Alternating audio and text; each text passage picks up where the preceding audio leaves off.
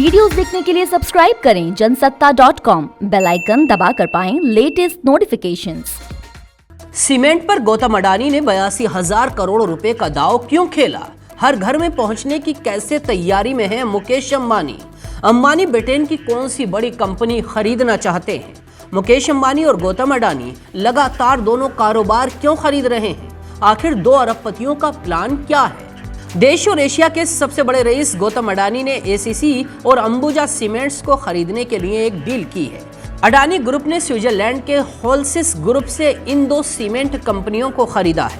माना जा रहा है कि ये डील करीब 82,000 करोड़ रुपए में होगी। यह अडानी ग्रुप की अब तक की सबसे बड़ी डील है। इसके साथ ही अडानी ग्रुप ने सीमेंट बिजनेस में लंबी छलांग लगाई है। सवाल यह है कि आखिर भारत और एशिया के सबसे रईस गौतम अडानी ने सीमेंट सेक्टर में इतना बड़ा दांव क्यों खेला है? एक इंटरव्यू में अडानी ने इसकी वजह बताते हुए कहा है, देश में डिमांड सप्लाई का गैप पूरा करने के लिए उनके ग्रुप ने ये कदम उठाया है। भारत सीमेंट का आयात नहीं करता है, इसीलिए आपको इसमें आत्मनिर्भर बनना होगा। इस डील के साथ अडानी ग्रुप बंदरगाह से लेकर एनर्जी के बाद सीमेंट के कारोबार में एंट्री कर गया है।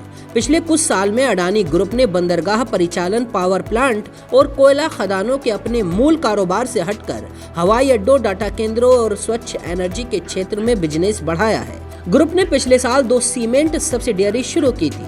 ये 2 सब्सिडियरी अडानी सीमेंटेशन लिमिटेड और अडानी सीमेंट लिमिटेड थी।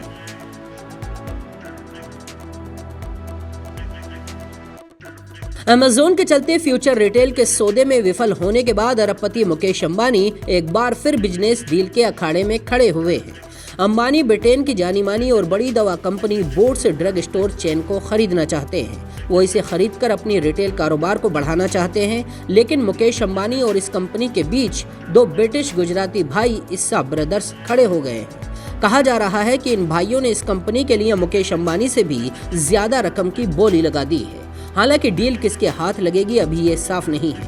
इसके अलावा अंबानी सिंटेक्स इंडस्ट्रीज को खरीदने की दौड़ में सबसे आगे चल रहे हैं। मुकेश अंबानी ने इसी साल न्यूयॉर्क के नामी होटल मैंडारिन ओरिएंटल को 728 करोड़ में खरीदा है। पिछले साल अंबानी ने कंट्री क्लब और गोल्फ रिजॉर्ट स्टॉक पार्क को 592 करोड़ रुपए में खरीदा था। इसके अलावा रिलायंस रिटेल की सब्सिडियरी ने जस्ट डायल की पूरी हिस्सेदारी भी खरीद ली थी।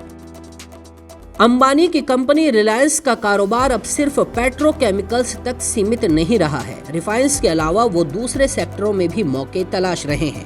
टेलीकॉम और रिटेल सेक्टर में अपनी मजबूत पकड़ बनाने के बाद अंबानी अब धीरे धीरे होटल इंडस्ट्री और रिन्यूएबल एनर्जी में अपना पैर जमाने में